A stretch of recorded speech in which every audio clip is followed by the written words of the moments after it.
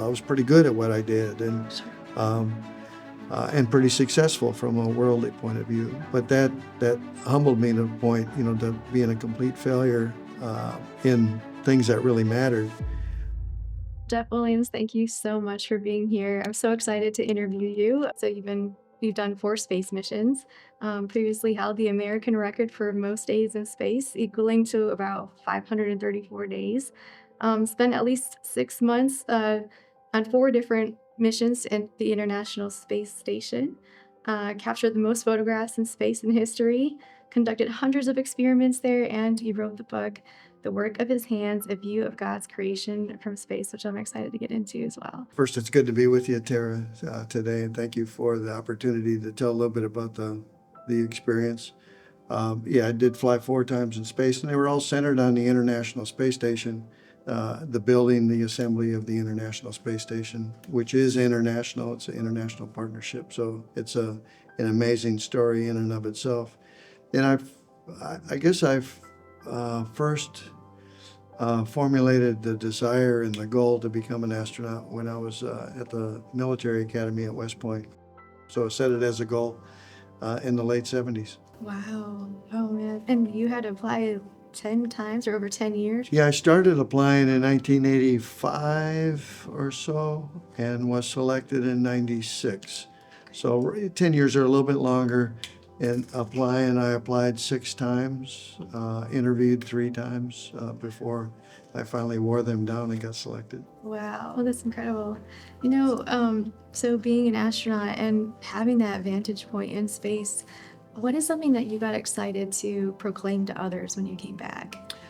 Well, most of us have experience of going to places where we just see the wonder and the grandeur of nature, right? It might be the mountains, might be the ocean, might be, different beautiful places. But to go off the planet and see it at a different scale, see the entire globe, and to see the wonders of the weather systems in the atmosphere and the vast size of the oceans and the smaller water features and the features that we know that we live on or have visited or whatnot, but see them from above, and then see the vastness from space. It's just an absolutely incredible experience to go. One that you can anticipate, but you don't fully appreciate it till you actually get there. Oh, I'm sure. And remind me, you're hundreds of miles above the Earth, right? The International Space Station averages about 250 miles above the Earth, so relatively close to the Earth. The moon is 240,000 miles away, so the moon doesn't look any closer from where we are, Sure. but it's off the Earth so that we can see the Earth as a globe. Huh, that is so interesting. Something that really stuck out to me from your book was a certain picture. I actually started crying when I saw it, so hopefully I won't cry when I tell you about it. But it was really powerful because it was Lake Lanier, which I lived kind of near. So I'm familiar with that lake, but it showed the little V's of like boats in the water. And I thought, oh my goodness, you can see the V's of all these boats on Memorial Day weekend in the water. And it just dawned on me that we don't have to work that hard to make a mark on the earth. You can see our whole path, in that lake. Yes. And I was so surprised. I just all of a sudden felt seen, even though you were so far away. Yes, Oh. that was Memorial Day weekend of 2006. I had been on orbit for about 2.5 months. And one of the things I always was looking for as I studied the planet was not only the features of the planet, but to see evidence of human activity, because we're relational beings. So there was another way I could have a connection with the planet that was my home too, but now I'm off the planet. So I knew Memorial Day weekend it's the first weekend of the summer for a lot of folks, right? And it's when a lot of people get their boats out. So I was targeting that specifically and looking for that. And one of the things I learned was if you focus on where the sun is reflecting off the water on Earth, the sun glint as it passes, and it's moving very fast, of course, because we're moving fast. But if you focus on that, it illuminates the features like the wakes of boats. You can't see the boat, you can't see a ship, Right. but the wake behind it, the V as you described, is very prominent, especially in the sun glint. So I looked for that and I found it. And of course, that made my day. Oh, yeah, that was so fascinating.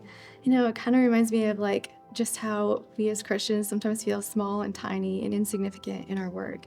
And you being an astronaut, that's kind of inconceivable to a lot of us. But can you encourage Christians? How would you encourage Christians in their daily work? Oh, everybody, every one of us, if we look for it, we all have wonders around us every day, just the wonders of circumstances. Largely, or oftentimes, things that we take for granted. We shouldn't take them for granted. Those uh, either components of creation around us, looking at landscapes or whatnot, but also components of providential care, of just the little delights that we get in life through interactions with others or discovering something new, or, even, it can be as little as discovering a fact, right, that you weren't aware of before. And it invokes your interest and you say, wow, I never knew that. Even things like that, we all get exposed to every day. And it's a provision of God. And our discovery should remind us of the provision that God gives us and the providential care that He gives us in daily life. Absolutely. Now, I know that I've heard that space missions can be very, uh, I don't know, grueling in order to prepare. And can you tell us a little bit about the preparation, and have you been able to apply some of the things you've learned from that in preparing for the Great Commission? Yeah, well, all of life should be preparing us for the Great Commission if we have that in mind. In our life, whatever we're doing, rightly understood, we're answering a call that God has given us. And we can say multiple calls. We can have the calling of husband or wife. We can have the calling of father or mother. We can have the calling of plumber. We can have the calling of carpenter. We can have the calling of working in a bank or whatever it is. But if we see it as a calling of life, then everything we do in life is answering the call to God, but then using that calling as a witness to God and to His work through Christ when we're given the opportunity. So it's no different in spaceflight and the preparation for spaceflight. It takes years to prepare for space flight. And I wouldn't call it grueling, but there's a lot of content that you cover, a big scope of things that you cover, and you take it one like life in general, you take it one challenge at a time. But for me, it was very rewarding in itself. It was a lot of fun training. You get a lot of new exposures to things that otherwise you wouldn't be exposed to. Generally work with really good people that are focused on the mission of space flight. So it's one of the best team environments I've worked in. In International Space Station, it is international, so it's traveling to other countries and working with our international partners, which for that include Canada, Japan, the European Space Agency, and Russia. And so Russia became a second home for me. So during the 2000s and into the teens. So I was spending basically half my life in Russia, training there, training in Houston, training other places, back and forth. Uh, uh, but so that it's a long period of time. During that time, you're anticipating the culmination, which is the flight itself. But I think it should be true in all of our lives, no matter what we're doing, that we're answering the call and we're prepared to share the gospel. And it might be direct sharing, it might be an indirect sharing. Sure. We make impacts in life just through our character, through how we behave, through how we interact with others, through demonstrating selflessness, a sense of serving, for having a purpose that's higher than ourselves. Even in that, in ways that we don't fully realize and often don't comprehend, we're given witness. Absolutely. And I've learned that indirect witness is more powerful than getting into somebody's face and trying to force the gospel down their throat. That indirect witness often results in a respect and a confidence and a trust. And I've had people come to me and with, other than that, no reason to put a trust in me, but then confide in me and ask me for advice, or something in that category, which tells us that we can make an impact. We can be a witness in a positive way. And for most of us, hopefully people that witness us from a distance learn, at least over time, that the uniqueness in us includes being a Christian and living differently than others might live. Sure. And that's evangelical power in itself, to give that witness, because then when the door opens, that witness has an impact on somebody, and the Lord uses that impact in His timing, but maybe it's an instrument to bring somebody to faith ultimately. And the other thing we have to remember is God is not obliged to show us the fruit of our efforts, right? We're just called to be a faithful witness. Sowing seed. We're just called to sow seed. God is not obligated to show us the fruit of our labors. But that seed has an impact that may not come to fruition until even after our lifetime. Sure.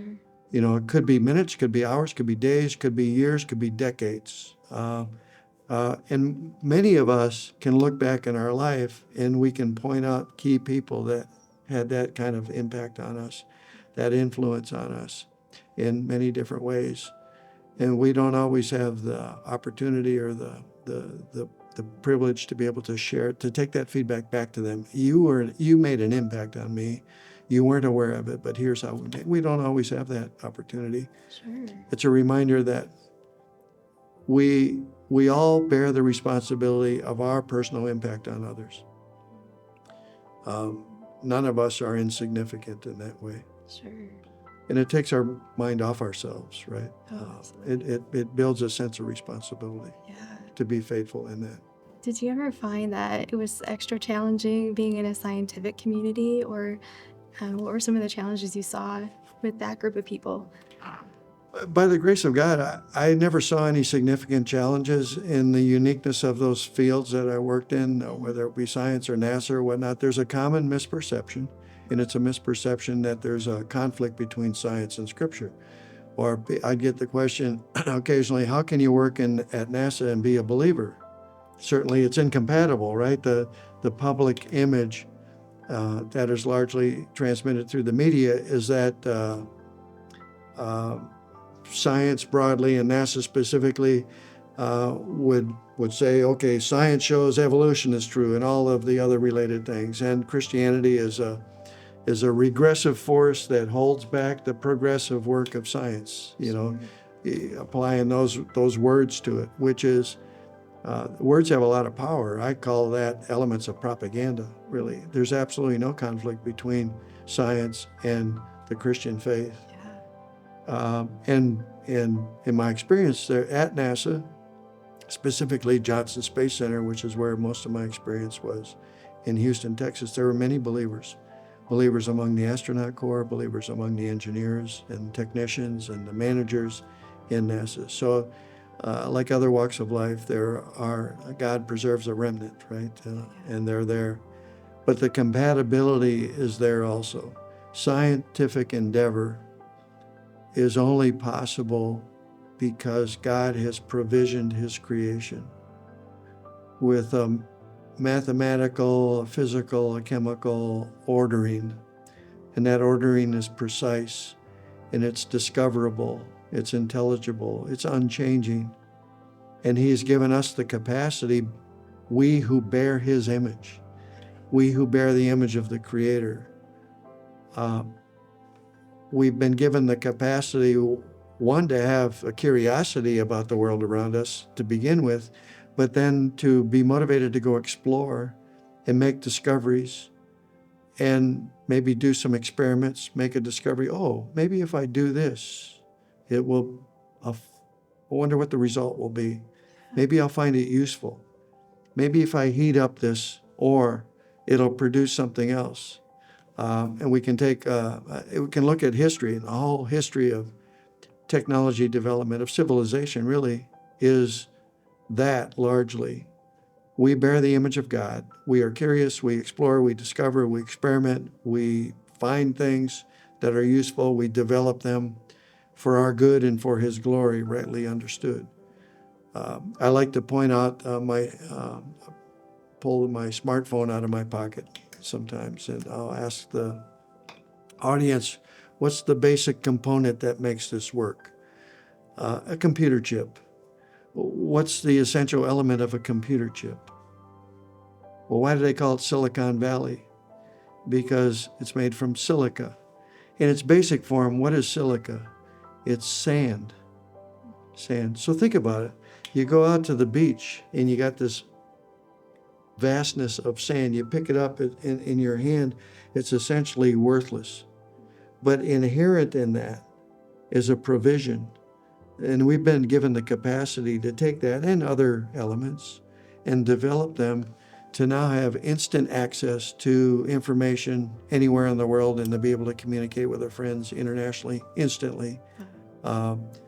That's the demonstrates. It's an illustration of the provisioning of God's work of creation, and the capacity that we've been given by common grace to go explore and discover and develop it. Oh, amen. That is so interesting. Wow. I have to ask, you mentioned in your book something about precision and predictability and how important it is to be precise with measurements and everything.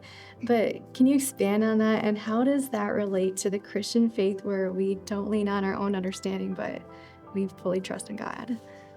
Yeah, well, see, there's several ways to approach that question. I'll do it this way. In what's called the age of science, scientists like Kepler, Newton, Boyle, Maxwell, Euler, which we all read about in our textbooks when we study math and science and whatnot. They have laws named after them, Newton's laws of motion, for example, or Maxwell's equations or whatnot. They were all believers first, and they were driven by their Christian faith in their scientific endeavor. And you can go back and you can see basically what I would summarize as 3 presuppositions going into their scientific endeavor. And the first presupposition was that the God's work of creation, the universe, was ordered. There's a mathematical ordering to it, and it's unchanging. It's discoverable. There's an intelligence to it that we can comprehend, bearing the image of God. There's an order. It's presupposed. We just need to go find it, find what it is. And the second presupposition was that order is precise. And I've come to the conclusion that the precision is infinitely precise. We're just limited by our ability to measure it. The precision is there. Sometimes it might look like chaos. It might look like disorder, but there's an order there. We just need to search it out, discover it, measure it. And I'll come back to the measurement here in a minute, but the third presupposition is called the contingency of that precise order. The contingency. It's a little bit harder to understand, but basically what it means is that the order that we see, the precise order in creation, is not inherent to creation. It's not written on creation. It's not part of creation. It's instead imposed on creation. And it's imposed on creation continually. We talk about the work of God and his sustaining work. He sustains his creation. I believe that's a component of that. The laws of nature are imposed on creation. The fact that we call them laws of nature demand a lawgiver. Sure. Right? Right. And Colossians 1 and Hebrews 1 gives testimony to that Christ, who is the creator of all things, also is the sustainer of all things. We consist by his sustaining power. And a large part of that sustaining power is manifest in what we call the laws of nature. So those presuppositions were in the minds of those scientists that were driven by their biblical worldview, biblical understanding, and their scientific endeavor. We're limited by our ability to measure. One illustration is the measurement of time. If we look at the measurement of time in history, I could ask the question, what is time? We take it for granted. If you actually dig into it, nobody can really explain what it is, but we live in time. Right. Give a couple of illustrations. One is the age of discovery, when Europeans were trying to sail and discover things. At first they went around the Horn of Africa, which largely they were within view of land. So they could use those land points as navigation aids. Also going north and south, you can look up and see, for example, where the North Star is in the northern hemisphere, how far above the horizon it is, and you can measure your latitude pretty precisely by that. But you can't measure longitude unless you have a time reference. Uh, think of time zones. When we go west or east and cross longitude, lines of longitude, we go into different time zones. Well, if you're out in the open ocean without any land references, you need a time reference and then look to see where the star is relative in the sky to be able to measure your longitude. Without that time reference, you don't know. You don't know how fast you've been moving. You don't know how far away from the land you are. So once they discovered or invented a clock that would work on a rolling ship, then they sailed west and eventually discovered America. So that was a big milestone that in the being able to measure time was key in that development. And now, when I was a kid, the quartz watches were new, where you might lose a second every couple of days, or even before that, when you had a wind-up watch, you had to adjust your watch almost every day or every few days because it might grow to a minute off or whatnot. So, but then we have quartz, and that became very accurate. And then we had more and more accuracy, and you could go through a whole list of accurate time measurements. Now we have, I've been again back to our smartphone. Smartphones and all the other devices that we take for granted now, we could pull them all out, everybody that has one here, and they would all be synchronized to the same time. They only work because of the accuracy of time measurement down to microseconds. It works through GPS and other receivers through the networks around the world, all coordinated very precisely, and they work because of the time reference. So even that is we see throughout history the growth of technology and so this is and it all flows out of those presuppositions that I talked about. Yeah, that's incredible. Wow, I feel like I'm learning so much here. Well, what do you feel is significant in the work you do now? So you're a pastor, and how did God just, I don't know, can you talk a little bit about the journey there? Sure. My wife and I came to faith 7 years into our marriage after going through a kind of a crisis moment. We had some significant issues in our marriage, and the Lord used that. It's not uncommon, right? To go through a valley in life Right. where all of the stability that we took for granted maybe crumbles. And the Lord uses those circumstances often by His grace to bring us to faith, and that was true with us. My wife came to faith first, and I thought, what happened to her? And she tried to explain it to me, and I spent several months actually studying the scriptures, trying to understand what this was about. And my focus centered on the Gospel of John and the letter to the Romans, and it took me several months. I'm very analytical. I'm science, engineering, math. After several months of studying the gospel as it's recorded in Romans and in the Gospel of John, the Lord brought me to faith as well. And we began rebuilding our marriage, our lives, how we raised our children, and all of life. That was in the late 1980s. I was selected by NASA to become an astronaut in 1996. By that time, I had a pretty mature faith and a growing faith, a growing understanding of a biblical worldview. And one aspect of that was an understanding of providence and God's work of providence. And I saw His providential outworking in our past and put that in the context of anticipating what would come, getting the opportunity to maybe fly to space, and recognizing that there was a stewardship in that. So I recognized going into my work at NASA that I needed to steward the opportunities that the Lord would give me in life. And I knew that was a very unique opportunity to leave the planet to go to space, and that it opens lots of doors. People are curious. Everybody wants to hear about it. Later, I worked as a lay leader in different capacities in church, and eventually currently a pastor at my church. Wow, that's incredible. I have to ask, what was so instrumental about you coming to know the Lord? I mean, I know you talked about struggle, but what was it that really just made you hold on to the Lord. Again, it took several months for me, and it was trying to understand God's purpose and work in the sacrifice of Christ, the Son of God, taking on flesh, taking my place, living that life that I failed to live in. And I was living in the recognition of my failure. So the recognition of bankruptcy. And up until then, I lived a pretty confident life. I was pretty good at what I did, and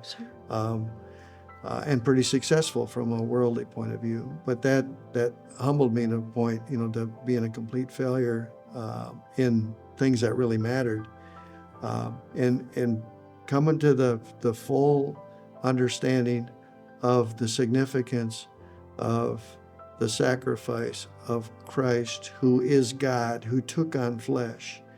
It was personal for me. He took on flesh to live the life that I had failed to live, to go to the cross, to pay the penalty that I was unable to pay, and then to grant me the gift of faith to trust in that provision, all by grace. I needed to steward that. So and of course we know none of us who are of the faith can fully describe what happened, because it's a supernatural work ultimately. We're blind to it until God gives us sight to it, and then it's just incredibly profound. Wow, that's amazing. Thank you so much for sharing all of this, and thank you for taking the time to talk with us here at Spread Truth. Thank you. You as well.